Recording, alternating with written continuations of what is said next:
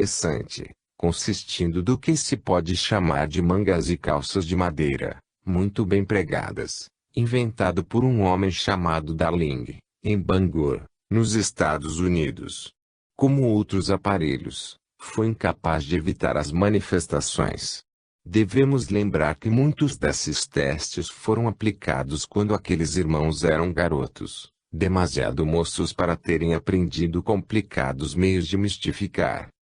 Não é estranho ler-se que os fenômenos levantaram violenta oposição mais ou menos por toda parte, e frequentemente os rapazes eram denunciados como trapaceiros e mistificadores.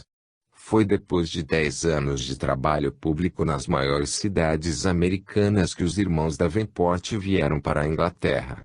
Eles se haviam submetido com êxito a todas as provas que o engenho humano podia inventar e nenhuma foi capaz de explicar como eram obtidos os resultados. Por seu próprio comportamento haviam conquistado uma grande reputação. Agora iriam recomeçar tudo. Os irmãos Ira e William tinham, então, 25 e 23 anos, respectivamente. Woolworth, de Nova York, assim os descreve. Eram notavelmente parecidos em quase tudo, muito bonitos, com a cabeleira grande, crespa e preta, tinham a testa larga, mas não alta, olhos pretos e vivos, sobrancelhas grossas, bigode cavanhaque, lábios acentuados e corpos musculosos e bem proporcionados. Vestiam fraque preto e um deles usava relógio com corrente. O seu biógrafo, Dr. Nichols, deles nos dá essa primeira impressão.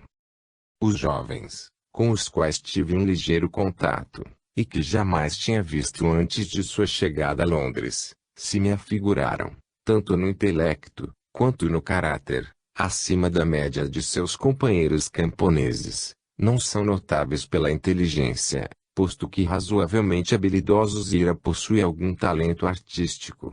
Os moços parecem absolutamente honestos e singularmente desinteressados e não mercenários, muito mais satisfeitos de que a gente fique contente com a sua integridade e com a realidade das manifestações, do que preocupados em ganhar dinheiro.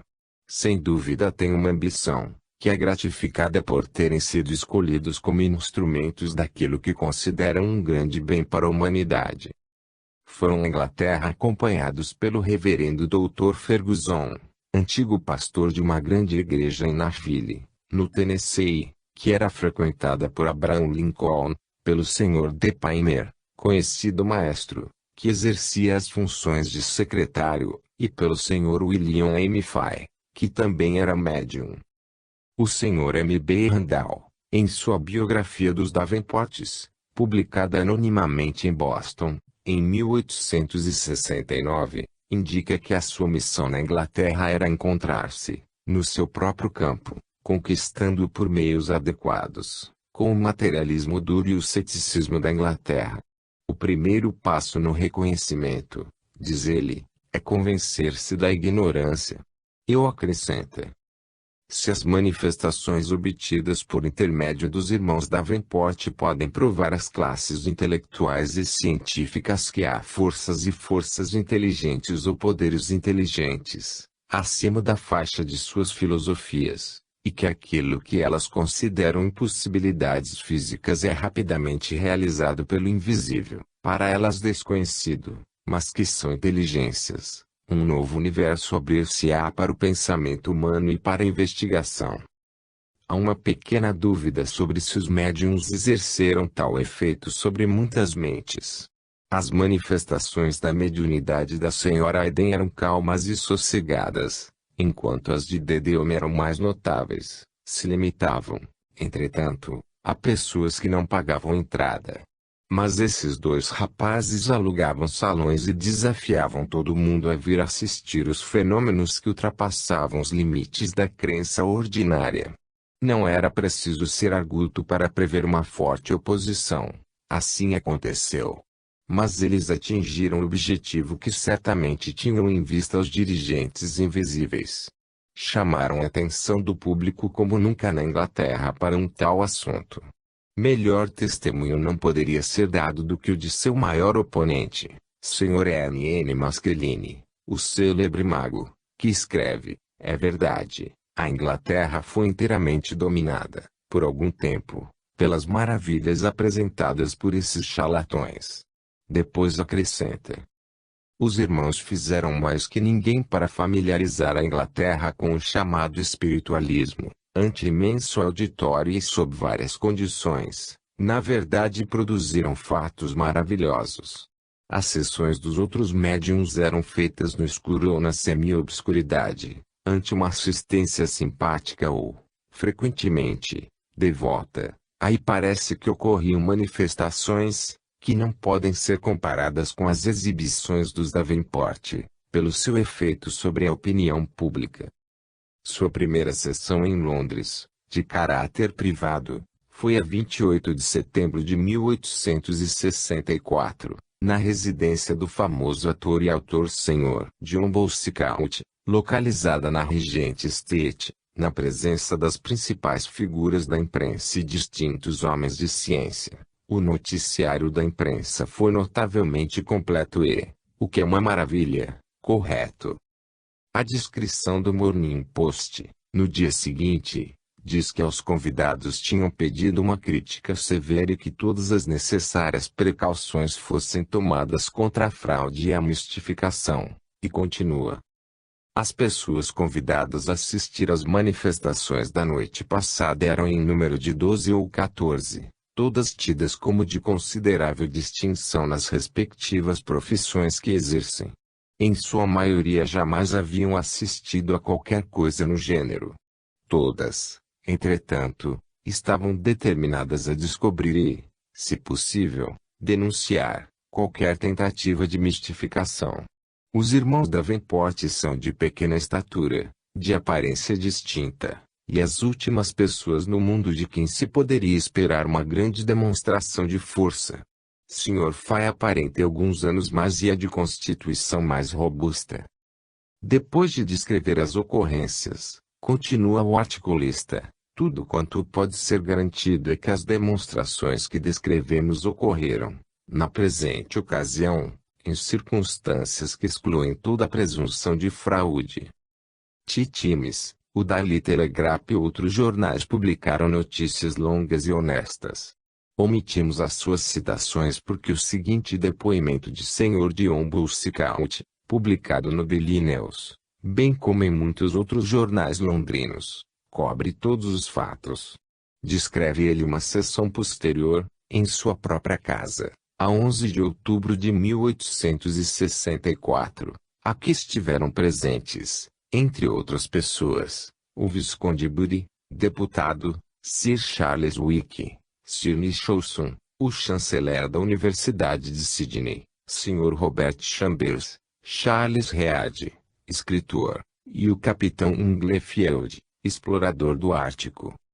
Senhor, ontem se realizou em minha casa uma sessão com os irmãos Davenport e o Sr. W. Fay, a qual estiveram presentes. Aqui, ele menciona 24 nomes, entre os quais os acima referidos. Às 3 horas todos se achavam reunidos. Mandamos buscar numa casa de música próxima 6 violões e 2 tamborins, de modo que o material usado não fosse aquele com que os operadores estavam familiarizados. Às 3:30 chegaram os irmãos Davenport e o Sr. Fay, e verificaram que nós tínhamos alterado seus planos, trocando a sala previamente escolhida por eles para as manifestações. A sessão começou pelo exame das roupas dos irmãos Davenport, tendo sido verificado que nenhum dispositivo ou quaisquer artifícios se achavam em suas pessoas ou nas proximidades. Entraram na cabine e se sentaram de frente um para o outro. Então o capitão Inglefield, com uma corda nova, que ele próprio trouxera, amarrou o Sr. William Davenport de pés e mãos, com as mãos para as costas. Do mesmo modo Lord Bury amarrou o Sr. Ira Davenport. Os laços foram amarrados e selados com lacre e carimbados. Um violão, um violino, um tamborim, 2 sinos e uma trombeta de latão foram colocados no piso da cabine. Então as portas foram fechadas e se fez luz bastante na sala para que pudéssemos ver o que acontecia. Omitirei a descrição minuciosa da babel de sons que se produziram na cabine e a violência com que as portas se abriam continuamente e os instrumentos eram jogados para fora, as mãos aparecendo geralmente por um orifício em forma de losango ao centro da porta da cabine. Os incidentes que se seguem pareceram-nos particularmente dignos de menção. Quando Lord Bury estava inclinado dentro da cabine, estando a porta aberta e os dois operadores amarrados e lacrados, foi vista uma mão destacada descer sobre ele. Ele recuou, observando que uma mão lhe havia batido. De noite, em plena luz do candelabro de gás e durante um intervalo da sessão, estando abertas as portas da cabine quando as ligaduras dos irmãos Davenport estavam sendo examinadas, uma mão feminina, muito branca e fina e o punho tremeram por alguns segundos no espaço. Essa aparição provocou uma exclamação geral. Então Sir Charles Wicke entrou na cabine e se sentou entre os dois moços, pondo cada uma das mãos sobre eles e os segurando. Depois, as portas foram fechadas e recomeçou a babel de sons. Várias mãos apareceram no orifício, entre as quais a de uma criança. Depois de algum tempo Sir Charles voltou para o nosso meio e informou que enquanto segurava os dois irmãos diversas mãos lhe tocaram o rosto e puxaram os seus cabelos. Em seu redor os instrumentos Serguarami foram tocados em volta de seu corpo e da cabeça, enquanto um deles se apoiou sobre o seu ombro. Durante os seguintes incidentes as mãos que apareceram foram tocadas e seguradas pelo capitão Inglefiel, o qual verificou, pelo tato, que eram aparentemente humanas, embora escapassem de suas mãos. Deixo de mencionar outros fenômenos já descritos em outra parte. A parte seguinte da sessão foi realizada no escuro. Um dos Davenport e Sr. Fry ficaram sentados entre nós. 2 cordas foram atiradas a seus pés e em 2 minutos e meio estavam eles amarrados de pés e mãos, com as mãos para trás, fortemente atadas às cadeiras e estas amarradas a uma mesa próxima. Enquanto esta operação se realizava, o violão foi erguido da mesa e tocou e flutuou em volta da sala e por cima da cabeça de todos, tocando de leve um ao outro. Então uma luz fosforescente foi tirada de um para outro lado, por cima de todos. O peito, as mãos ou as costas de vários dos presentes foram simultaneamente tocados, batidos ou arranhados por mãos, enquanto o violão flutuava no ar, agora próximo do teto, e batia na cabeça e nos ombros dos menos felizes. As campainhas soavam aqui e ali, e uma leve vibração era mantida no violino. Os 2 tamborins pareciam rolar para lá e para cá pelo chão, ora sacudidos violentamente, ora tocando nas mãos e nos joelhos dos circunstantes, sendo que todas essas coisas eram sentidas ou ouvidas simultaneamente. Segurando um tamborim, Sr. Rideout perguntou se o mesmo poderia ser tirado de suas mãos. Quase que instantaneamente o instrumento foi arrebatado. Ao mesmo tempo Lord Bury fez a mesma pergunta e houve uma tentativa de arrebatamento do tamborim que ele segurava fortemente. Então Sr. Fry perguntou se lhe poderiam tirar o paletó. Imediatamente ouvimos um puxão violento e aconteceu a coisa mais notável. Uma luz foi acesa antes que o paletó saísse do Sr. Fry, tirado por cima. Voou para o candelabro onde ficou pendurado por um instante e depois caiu no chão. Enquanto isto o Sr. Fry era visto como antes, de pés e mãos atados. Um do grupo tirou então o próprio casaco, que foi colocado sobre a mesa. A luz foi apagada e esse casaco foi levado para as costas do Sr. Fry com a mesma rapidez. Durante as ocorrências acima no escuro, colocamos uma folha de papel debaixo dos pés dos 2 operadores e com um lápis fizemos o seu contorno, a fim de verificar se eles os tinham movido. Por iniciativa própria eles quiseram ficar com as mãos cheias de farinha ou substância similar, a fim de provarem que não as tinham usado, mas essa precaução foi julgada desnecessária. Contudo, nós lhes pedimos que contassem de 1 a 12 continuamente, para que suas vozes fossem ouvidas ininterruptamente e pudéssemos saber que vinham do lugar onde estavam amarrados. Cada um de nós segurou firmemente o vizinho, de modo que ninguém podia mover-se sem que duas pessoas adjacentes o percebessem. No fim da sessão estabeleceu-se uma conversa geral, a respeito do que tínhamos visto e ouvido.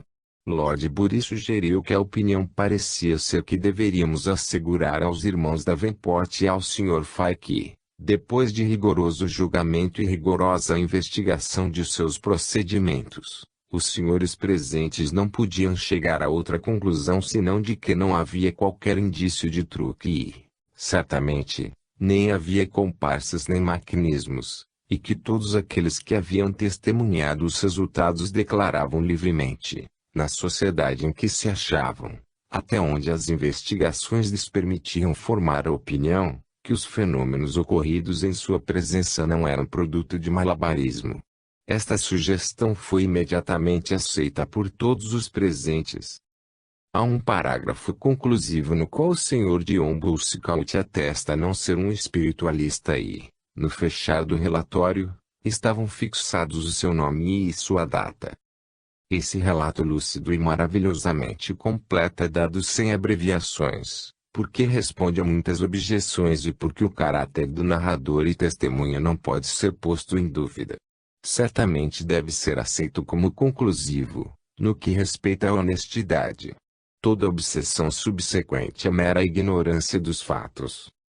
Em outubro de 1864 os Davenport começaram a realizar sessões públicas no Salão Queen's Concert, na Praça Hanover.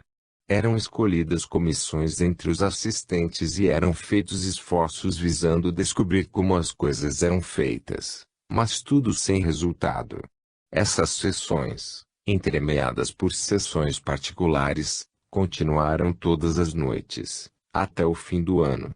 A imprensa diária estava repleta de seus relatos e o nome dos irmãos estava em todas as bocas. No começo de 1865 fizeram uma excursão pelas províncias inglesas, e em Liverpool, Huddersfield e Leeds sofreram violências físicas da multidão. Em fevereiro, em Liverpool, 2 dos assistentes desataram as mãos tão brutalmente que sangraram e Sr. Ferguson cortou as cordas e os soltou. Os Davenports recusaram-se a continuar e a multidão invadiu o palco e destruiu a cabine. As mesmas táticas foram seguidas em Huddersfield 21 de fevereiro e depois em Leeds, com crescente violência, organizada pelos opositores. Essas desordens levaram os Davenports a cancelar quaisquer outros compromissos na Inglaterra. Depois disso foram a Paris, onde receberam o conselho de ir ao Palácio de St. Cloud, onde o imperador e a imperatriz, com um séquito de cerca de 40 pessoas, testemunharam a sessão. Quando em Paris, Hamilton, sucessor do célebre mágico Robert Houdin, os visitou e numa carta a um jornal parisiense, diz: os fenômenos ultrapassaram a minha expectativa e foram cheios de interesse para mim.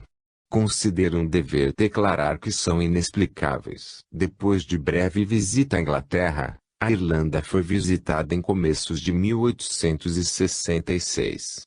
Em Dublin tiveram muitos assistentes da alta sociedade, inclusive o redator do Irish Times e o reverendo Dr. Tisdale, que proclamava publicamente sua crença nas manifestações.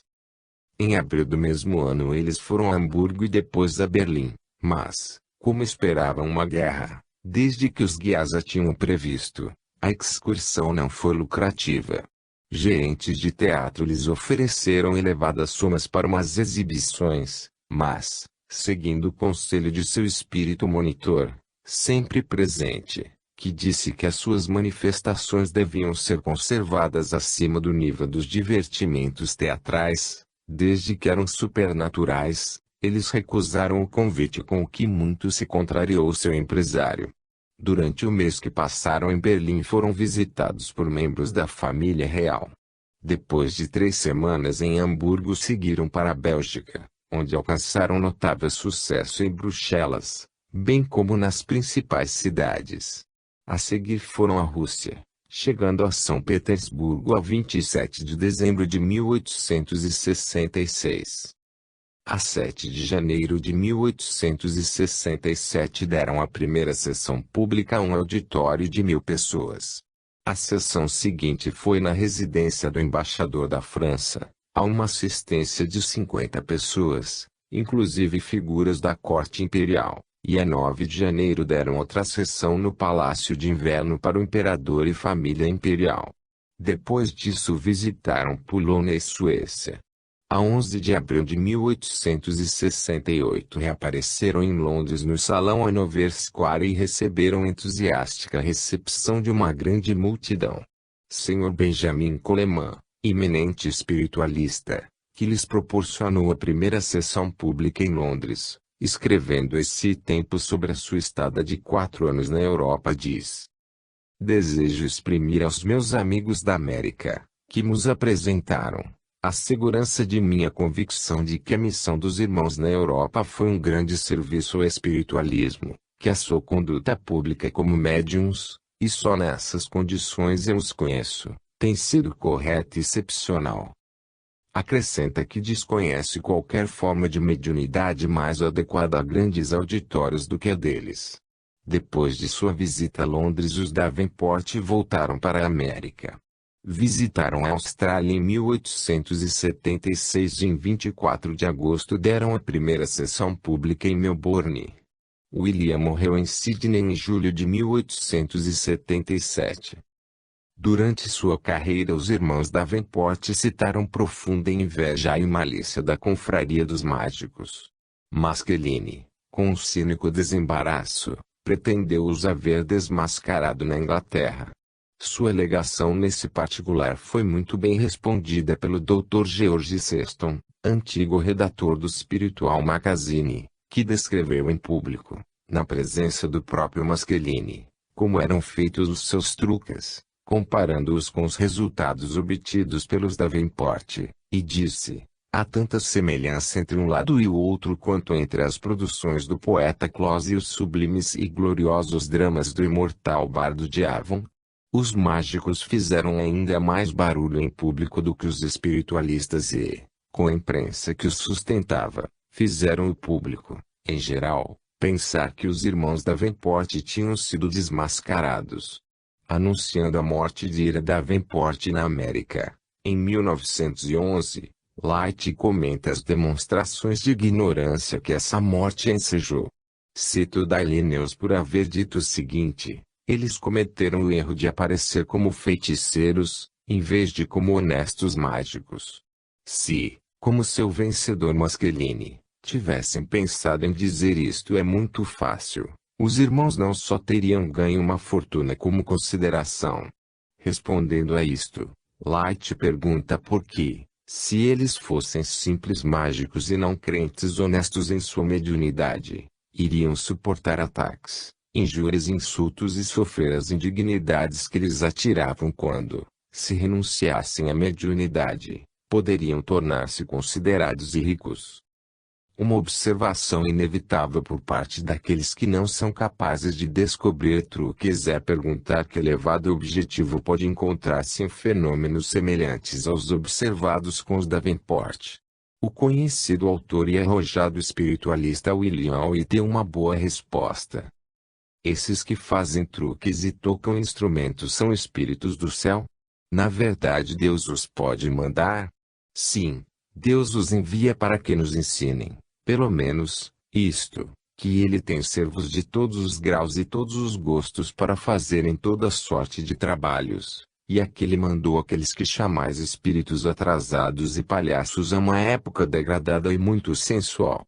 Se Ele tivesse mandado algo mais elevado, teria passado por cima da assistência. Assim, 9/10 não acreditam no que vem. É triste verificar que os Davenport, talvez os maiores médiuns de seu gênero que o mundo já viu, sofressem toda a vida uma oposição e uma perseguição brutais. Em muitas ocasiões suas vidas estiveram até em perigo. Somos forçados a pensar que não haveria prova mais clara da influência das sombrias forças do mal do que essa permanente hostilidade a todas as manifestações espirituais. A esse propósito declara o Sr. Randall: Parece que há uma espécie de má vontade crônica, quase ódio, na mente de algumas pessoas contra toda e qualquer coisa espiritual. Parece que há um vapor flutuando no ar, uma espécie de esporo mental, fluindo pelo espaço, respirado pela grande maioria da humanidade, que acende um contínuo fogo letal em seus corações contra todos aqueles cuja missão é trazer a paz na terra e a boa vontade entre os homens. Os homens e as mulheres do futuro ficarão muito admirados dos que vivem atualmente, quando lerem que os Davenport e todos os outros médiuns foram forçados a enfrentar a mais inveterada hostilidade, que eles, e o autor destas linhas, foram obrigados a suportar horrores indescritíveis, por nenhum outro motivo senão porque buscavam convencer a multidão de que não eram animais que morrem sem deixar sinais, mas almas imortais, que sobrevivem aos túmulos. Somente os médiuns são capazes de demonstrar que a existência do homem continua após a morte. E ainda, estranha incoerência da natureza humana, as próprias pessoas que perseguem a estes, que são os seus mais verdadeiros e melhores amigos, que os atiram no desespero ou lhes dão morte prematura, são as mesmas que prodigalizam tudo quanto a fortuna pode dar àqueles cujo ofício é apenas admitir que a humanidade é imortal. Discutindo as alegações de vários mágicos profissionais de que haviam desmascarado ou imitado os Davenport, disse Sir Richard Burton. Passei a maior parte de minha vida no Oriente, e vi muitos de seus mágicos. Finalmente tive a oportunidade de presenciar os trabalhos dos senhores Anderson e Toumaki. O último mostrou, como dizem, notáveis mágicas, mas nem se aproximam do que fazem os irmãos Davenport e o Sr. Fay, por exemplo, o bonito manejo de instrumentos de música. Finalmente li e ouvi todas as explicações dos chamados truques dos Davenport perante o público inglês e, acreditem-me, se alguma coisa me faria dar um pulo tremendo da matéria para o espírito é a inteira e completa falta de razão das razões pelas quais são explicadas as manifestações. É notável que os próprios Davenport, contrastando com amigos e companheiros de viagem, jamais pretenderam qualquer origem sobrenatural para os seus efeitos. A razão disso deve ter sido que, como um entretenimento, era mais picante ou menos provocante quando cada assistente podia formar a sua própria opinião. Escrevendo ao mágico americano Houdini, disse Ira Davenport, em sua velhice, nós nunca afirmamos de público a nossa crença no espiritualismo. Não considerávamos isso de interesse para o público, nem oferecemos nosso entretenimento como resultado de habilidade manual nem, por outro lado, como espiritualismo. Deixávamos que os amigos e os mortos resolvessem isso lá entre eles, como melhor pudessem, mas, infelizmente, fomos por vezes vítimas de sua discordância. Posteriormente Houdini alegou que Davenport admitia que os seus resultados eram conseguidos normalmente, mas Houdini de fato encheu tanto de erros o seu livro A Magician Among Spirits e mostrou tanto preconceito em todo o assunto que o seu depoimento não tem valor. A carta que exibe não lhe dá razão. Uma declaração posterior, citada como tendo sido feita por Ira Davenport, é demonstravelmente falsa. E a de que os movimentos jamais saíram da cabine. Na verdade, o representante do Titimes foi severamente batido no rosto por um violão que andava no ar. A sobrancelha ficou ferida e em diversas ocasiões, quando se acendia a luz, os instrumentos caíam por toda a sala.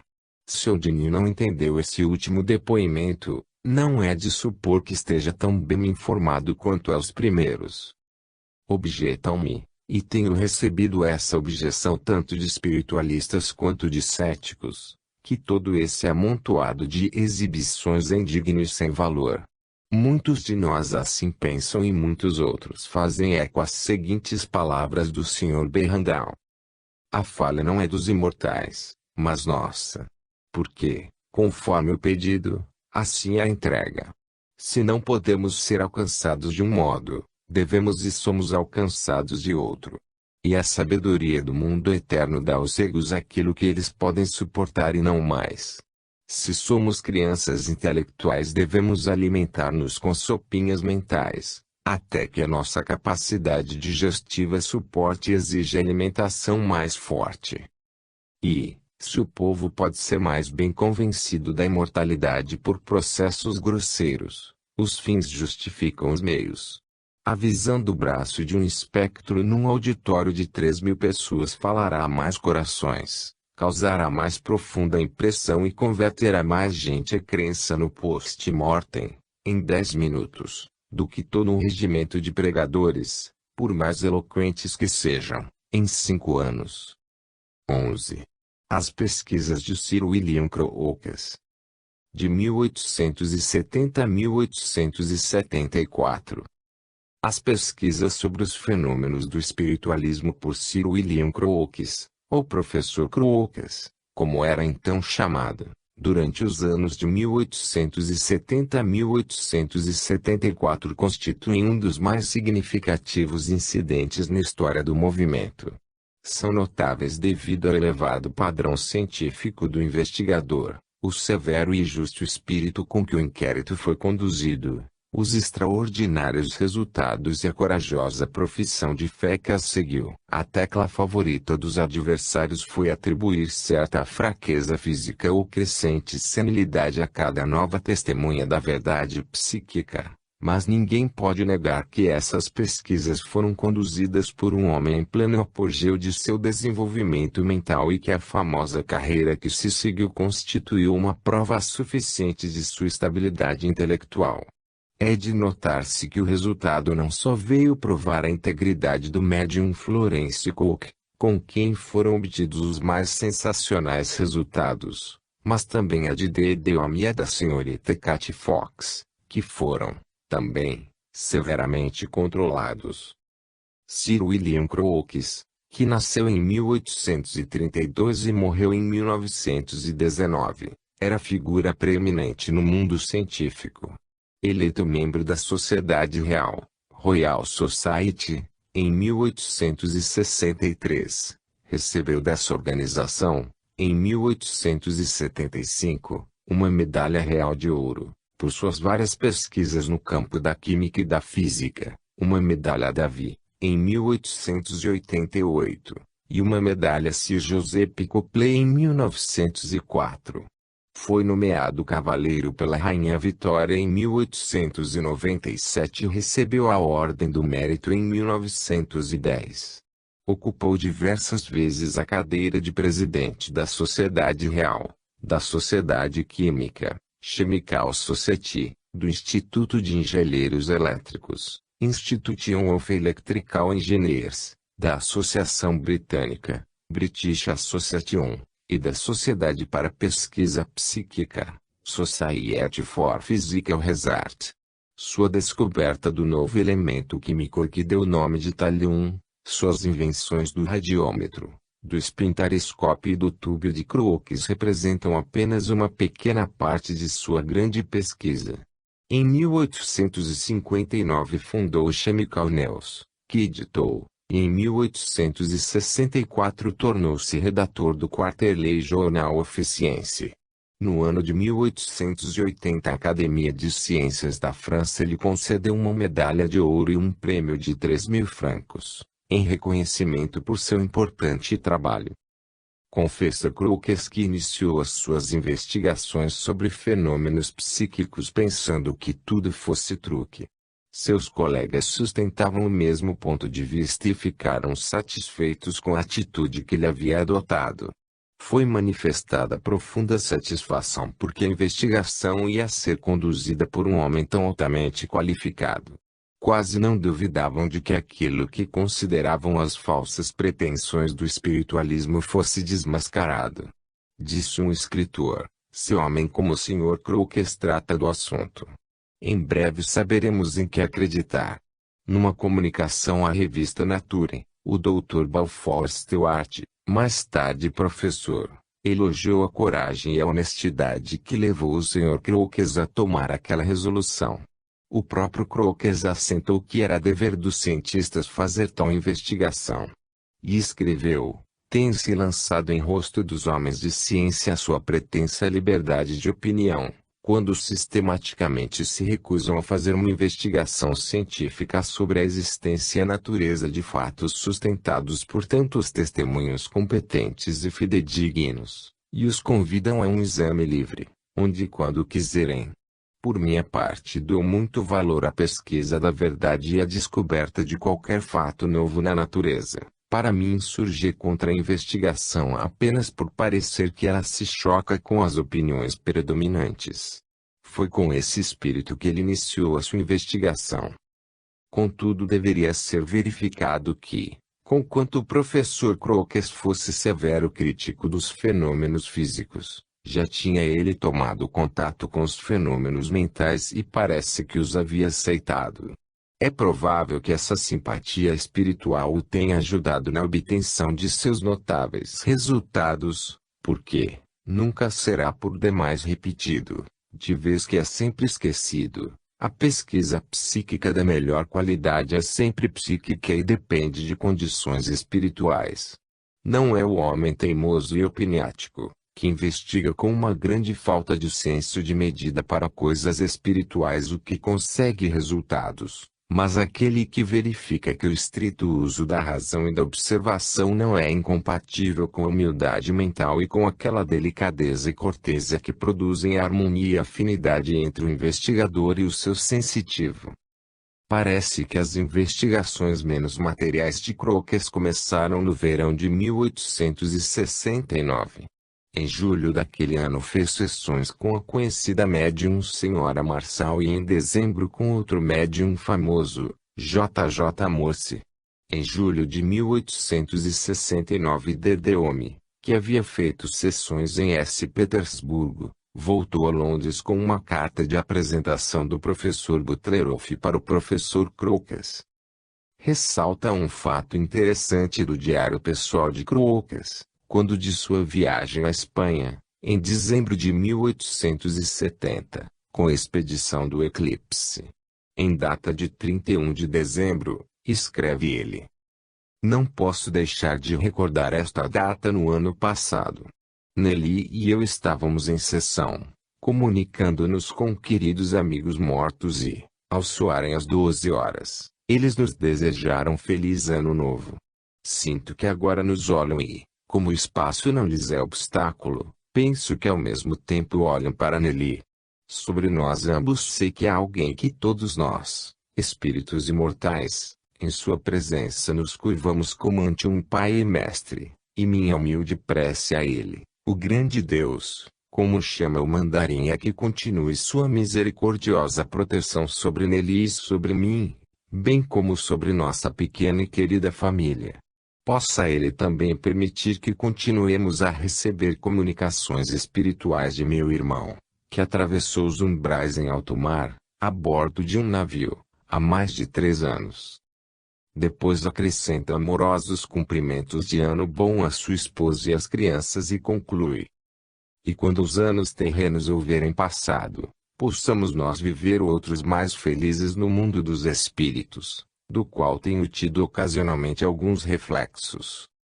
A senhorita Florence Cook, com a qual Crookes realizou a sua série clássica de experiências, era uma jovem de 15 anos, de quem se dizia possuir enorme força psíquica, que tomava as raras formas de materializações completas.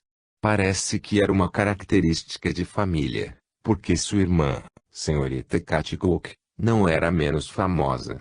Houve algumas dissensões sobre um suposto desmascaramento, nas quais um tal Sr. Volkmann tomou posição contra a senhorita Cook e, no propósito de se vingar, colocou-se inteiramente sob a proteção da senhora Crookes, declarando que seu marido podia fazer quaisquer experiências sobre os seus dons e nas condições que quisesse, nada pedindo a não ser que pudesse demonstrar o seu caráter como médium, através de exatas conclusões apresentadas ao mundo.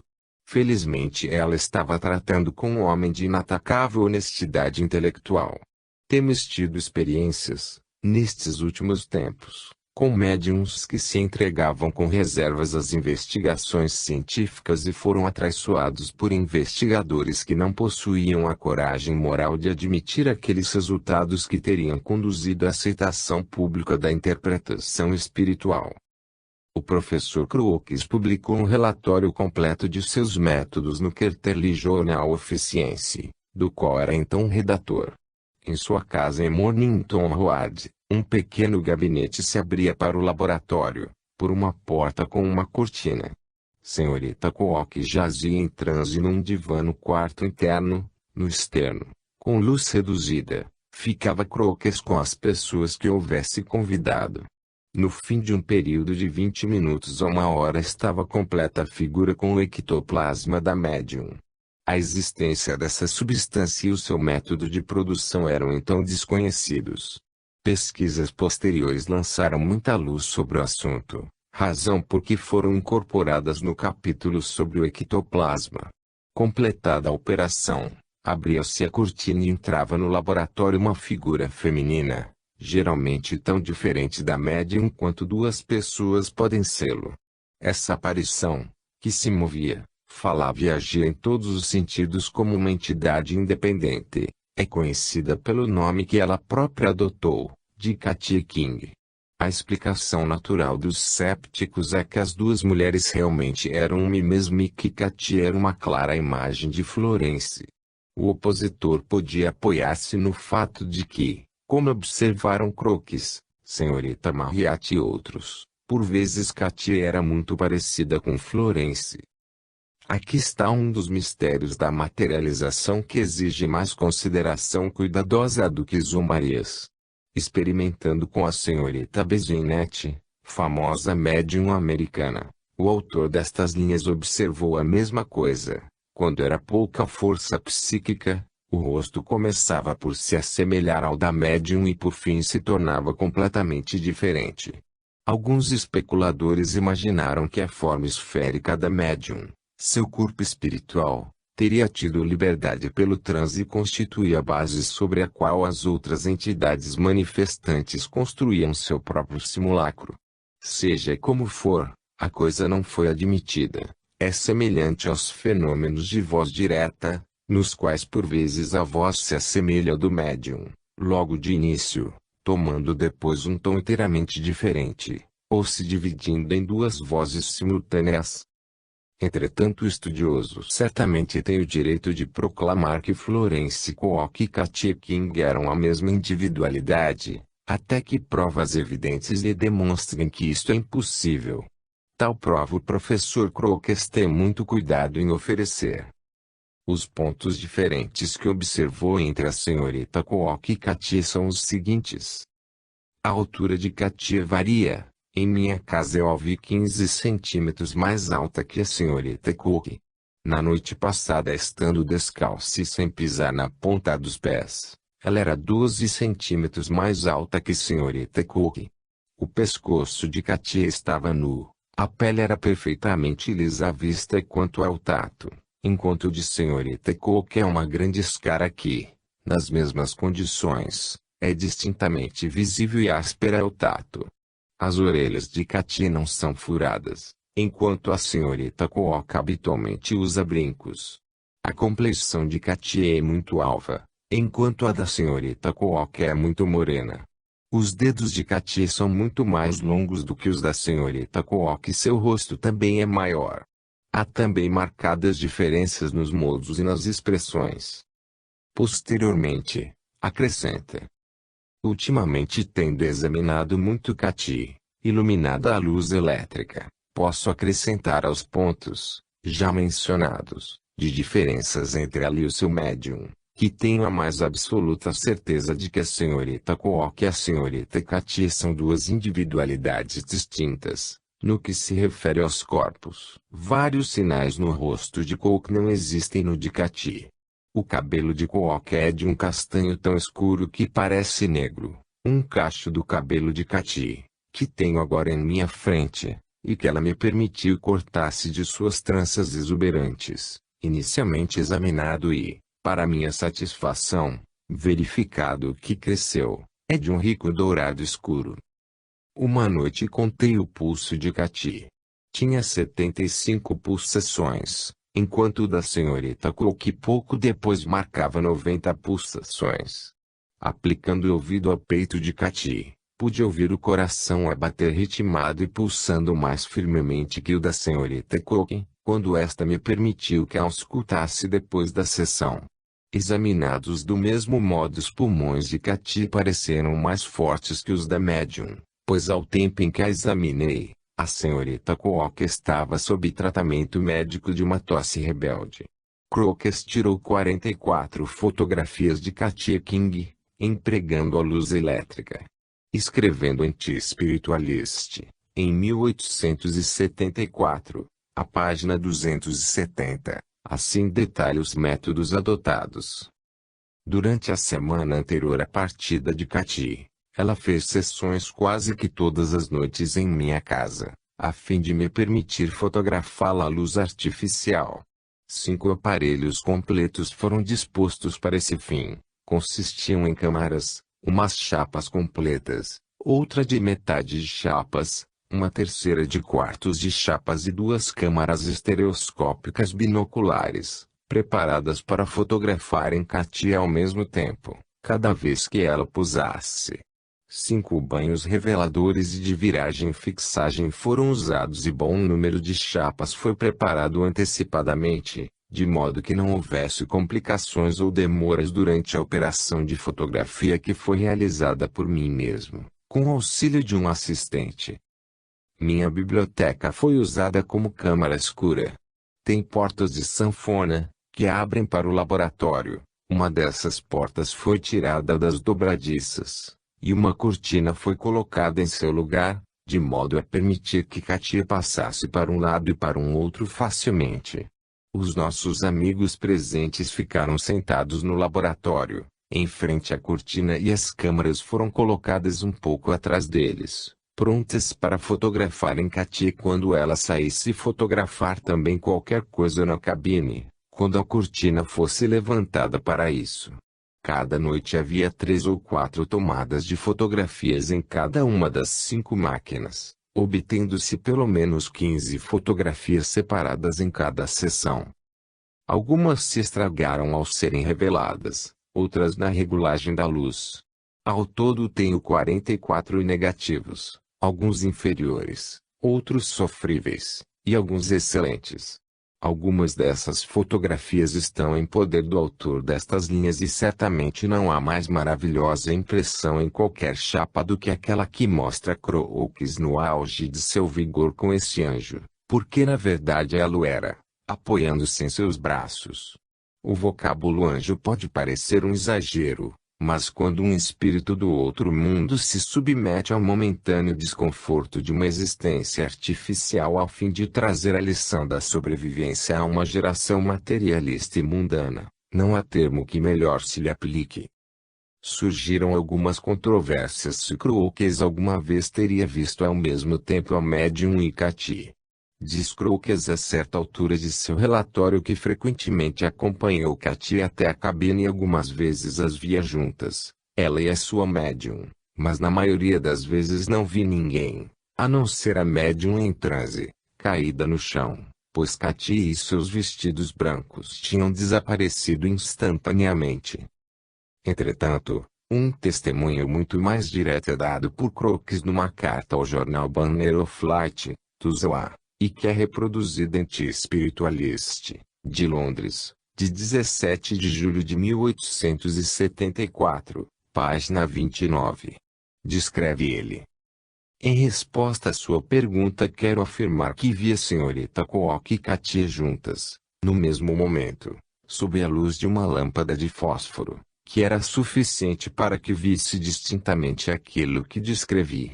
O olho humano tem naturalmente um grande ângulo de horizonte, de modo que as duas figuras eram abarcadas ao mesmo tempo no meu campo visual, mas como a luz era fraca, e os dois rostos por vezes estavam distanciados alguns pés um do outro, naturalmente eu movia a luz e meu olhar fixava alternadamente uma e outra, quando queria trazer o rosto da senhora Cooke ou de Katy para aquela parte do campo visual onde a visão é mais nítida. Desde que a ocorrência acima referida foi verificada, Katia e Coke foram vistas juntas por mim e por 8 outras pessoas, em minha casa, iluminada fartamente por lâmpadas elétricas. Nessa ocasião o rosto da senhorita Coke não era visível, pois sua cabeça ficava envolta num xale grosso, mas eu, principalmente, tinha a satisfação de verificar que ela lá estava. Uma tentativa de dirigir a luz sobre a sua face descoberta, quando em transe, teve sérias consequências. A máquina fotográfica também demonstra as diferenças entre a médium e a forma. Diz ele. Uma das mais interessantes fotografias é aquela em que me acho de pé ao lado de Katia. Ela está descalça, em certo ponto do soalho. Depois vesti senhorita Coke como Katia e nos colocamos, eu e ela, exatamente na mesma posição e fomos fotografados pelas nossas máquinas, colocadas exatamente como na outra experiência, e iluminadas pela mesma luz. Quando essas duas chapas são superpostas, a minha imagem coincide, no que se refere à estatura, etc. Mas Katia é meia cabeça mais alta que Coke parece uma mulher grande, em comparação com esta última. Em muitos dos relatos diferem quanto à largura da face e quanto a vários outros detalhes. Crookes rende uma alta homenagem à médium Florence Coke. As sessões quase diárias com as quais a senhorita Coke me obsequiou lhe produziram severo desgaste de energias e quero demonstrar publicamente a minha gratidão para com ela, pela solicitude em ajudar as minhas experiências. Cada ensaio que eu propunha tinha sua imediata aprovação e se submetia com maior entusiasmo. Fala franca e diretamente, jamais percebi a menor coisa que denunciasse o desejo de mistificar.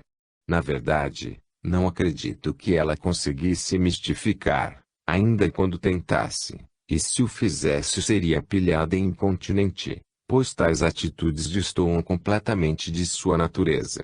Aliás, imaginar que uma mocinha de 15 anos fosse capaz de conceber e, durante 3 anos, realizar tão gigantesca impostura, que, durante esse tempo, se submetesse a qualquer teste que lhe fosse proposto e mantido no mais rigoroso segredo, que se sujeitasse a ser examinada a qualquer momento, antes como depois da sessão e tivesse os melhores êxitos em minha casa, do que em casa de seus pais, sabendo-se que ela me visitava com o objetivo de se submeter a ensaios estritamente científicos. Imaginar, digo eu, que a Katia King dos últimos 3 anos fosse fruto de uma impostura e maior violência para a razão humana e para o bom senso do que acreditar que ela seja aquilo que diz ser. Admitindo que uma forma temporária foi construída com o ectoplasma de Florence Coke, e que essa forma foi então utilizada como um ser independente, que se dizia Katia King, ainda enfrentamos a questão: quem foi Katia King? A isto só se pode dar a resposta que ela deu, quando reconhecia que não tínhamos provas. Declarou-se filha de John King, que desde muito era conhecido entre os espiritualistas como um espírito que presidia sessões de fenômenos materiais. Sua personalidade é adiante discutida, num capítulo sobre os irmãos Ed e a senhora Holmes, que recomendamos ao leitor. Seu nome era Morgan e King era antes um título comum a certa classe de espíritos, do que um nome familiar. Sua vida decorrera 200 anos antes, no reinado de Carlos II, na ilha da Jamaica. Se isto é verdade ou não, certamente ela se adaptou ao papel e sua conversação era em geral concorde com a informação. Uma das filhas do professor Crookes escreveu ao autor e aludiu a uma vivida lembrança das histórias da Espanha, contadas por esse gentil espírito às crianças da família. Ela mesma se fez amada por todos. Senhora Crookes escreveu. Numa sessão em nossa casa, com a senhorita Coke, quando um dos nossos filhos tinha apenas 3 anos, Katia King, um espírito materializado, demonstrou por ele o mais vivo interesse e pediu para ver a criança. Então o menino foi trazido para a sala da sessão, posto nos braços de Katia que, segurando por algum tempo muito naturalmente, o devolveu toda a risonha. O professor Crookes deixou registrado que a sua beleza e o seu encanto eram únicos em sua experiência. O leitor pode muito bem pensar que a luz reduzida empregada pelo professor Crookes compromete o resultado da experiência.